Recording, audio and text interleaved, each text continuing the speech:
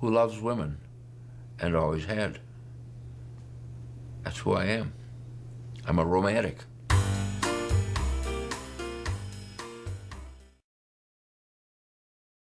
In August of 1953, before I started the magazine, I had no money and was running out. My bank account was almost down to nothing.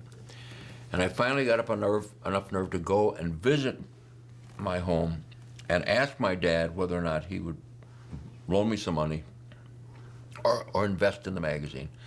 He was an accountant and a good businessman. He didn't think that Playboy would be a good investment, so he turned me down. As I was leaving, my mother took me aside and said she had some money of her own. She had been working during the war. And she wrote me a check for $1,000. It was the largest at that point investment that I'd had in what turned out to be a total investment of $8,000 that launched the Playboy empire. So my mother was one of the first original investors. She didn't believe in the magazine, but she did believe in her son. When it first began, it blindsided me. I was not expecting it, and it hurt me very much, and I did not have the language to respond to it, because quite frankly, I felt from the very beginning that I was on the side of the angels, and that the women's movement, feminism, was a part of the larger sexual revolution that I had made a case for from the very beginning and played a major role in. So I found something rather counter-revolutionary in terms of the feminist movement. The role that you have selected for women is degrading to women because you choose to see women as sex objects. You make them look like animals, yes. Women aren't bunnies, they're not rabbits, they're human beings. The concept behind the fact that Playboy objectifies women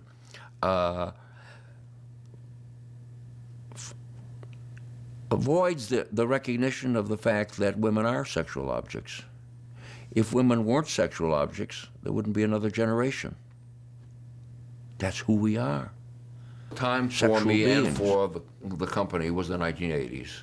That was a time of extreme conservatism. Ronald Reagan was put in the White House in part by the religious right.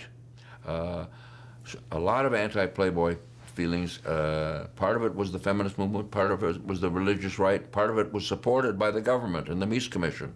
And the Mies Commission ran a rather meaningless cross-country witch hunt that, in effect, began to refer to all kinds of erotic acts. $2 billion a year business.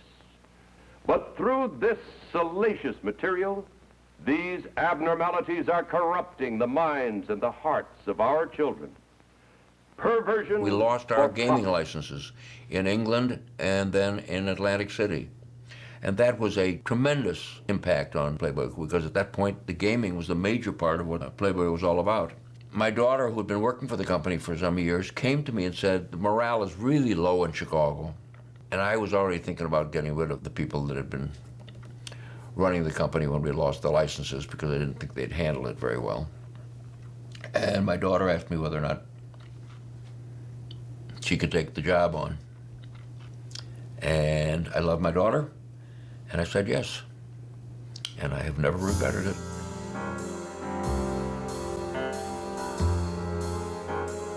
At the time, it was a very revolutionary kind of thing to do. There were not a lot of women in charge of major corporations in America.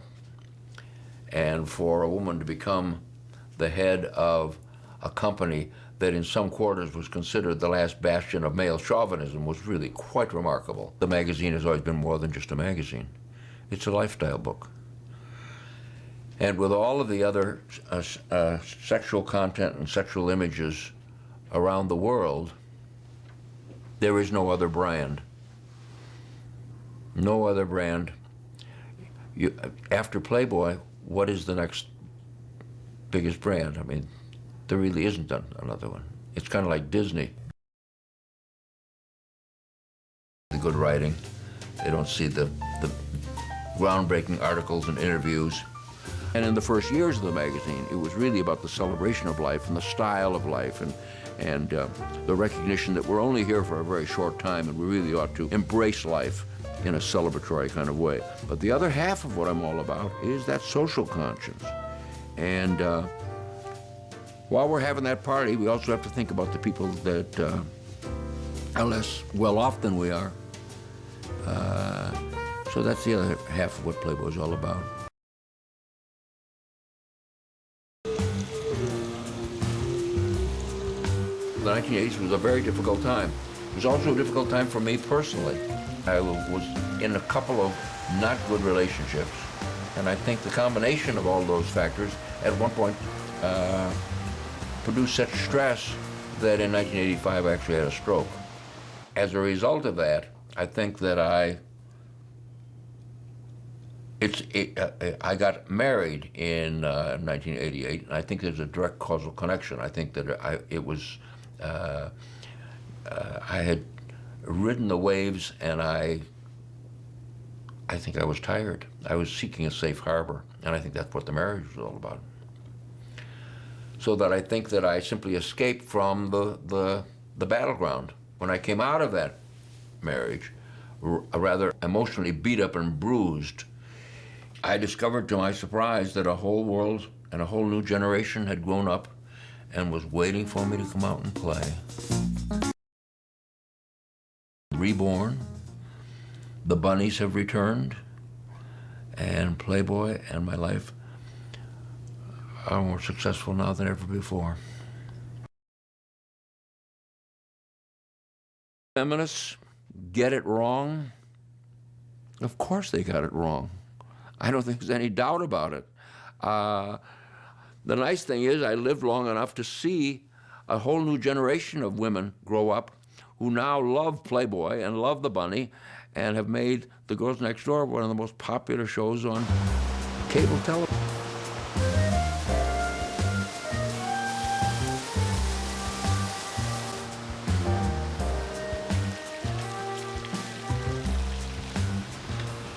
This is the photo gallery, and it is just photographs from 1971 on, from when I first got the Playboy Mansion, and there are a lot of celebrities here, a lot of friends and celebrities.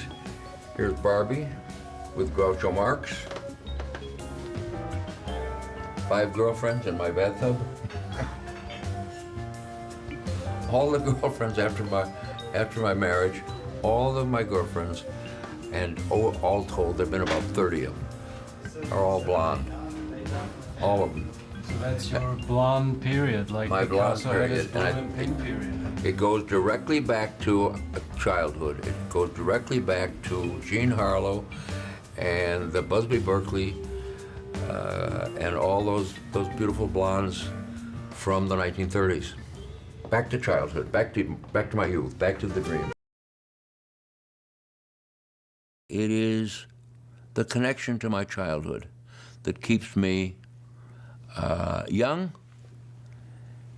and keeps me connected to reality, so that I never get lost in the celebrity and never lose sight of the wonder of it all, the wonder of simply being alive, but also of living this incredible adventure of a life that I have lived that is like a bad movie that we hope will turn into a good movie. And, you know, a guy who has managed to change the very nature of the world and at the same time has had an awfully good time doing it. So that I know quite simply, I am the luckiest guy on the planet.